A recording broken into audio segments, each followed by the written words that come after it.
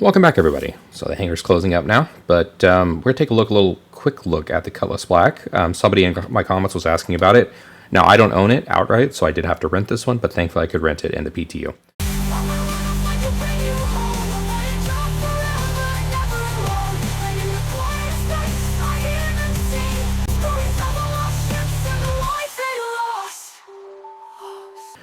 That being said, here is a look at the MFDs. This is kind of where I started with the Constellation, so I think it's a good starting point here as well. You can see that there are 3 MFDs, which I think is a good mix here. You could have your self-status on one side and target status on the other. But again, as I mentioned before, there's meant to be like holographic self-status here and then like holographic target status here.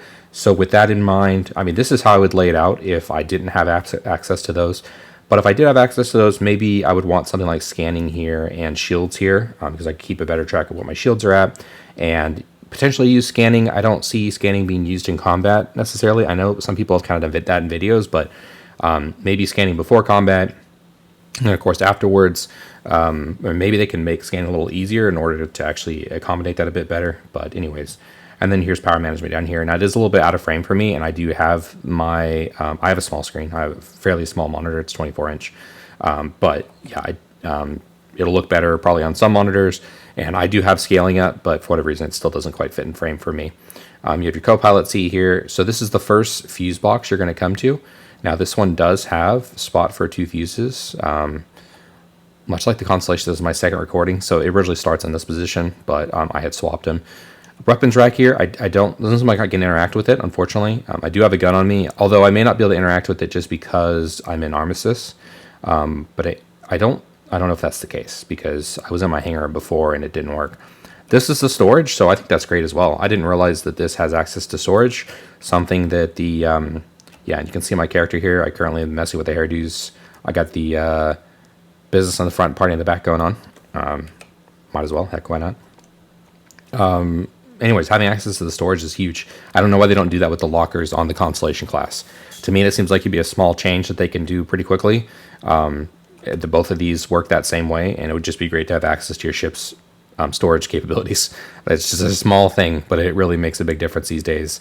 I don't know why they didn't do that with all the ships with the cargo changes. Anyways, here nor there. Here is the engineering terminal, so that's pretty cool. It's a nice access from where the pilots and the co-pilot are at.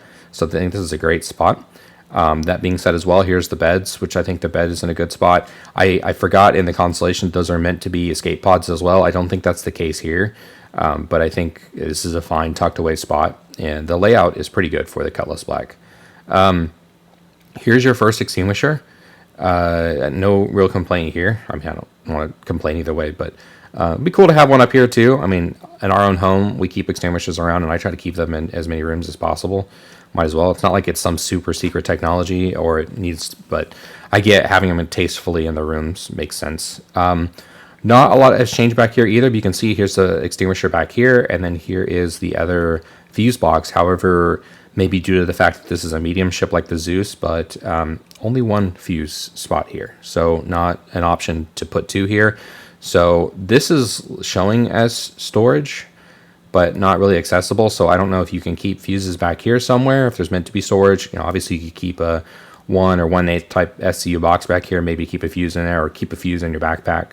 Obviously an engineer would probably be required to have that kind of stuff on him as tools of the trade. But yeah, that's about it for this. Just want to do a quick run through. I like the Cutlass Black. I just don't use it all that much, to be honest, because I don't really have a reason to. I think it's a good medium upgrade from the starter ship, and it's priced much better than something like the Zeus.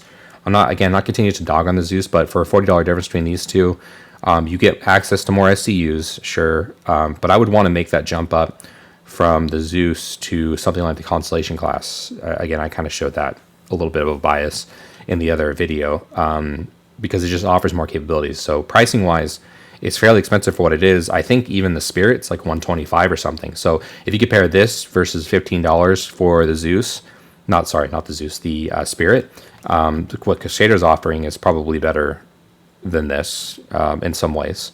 In some ways, right? But obviously it should be more expensive because the Drake is less expensive usually. Anyways, this is not meant to be a comparison video, but just some kind of thoughts.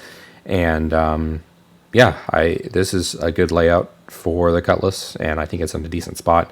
I only kind of dislike, I think the biggest thing I dislike is this area here. When you have SU boxes along the side here, it's almost impossible to get them out the back because of the way that this corridor is set up.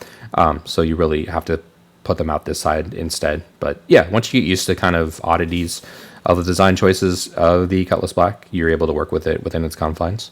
But great little ship, and here's a look at what it looks like in 324.2. Thanks for watching. I'll catch y'all next time. Peace.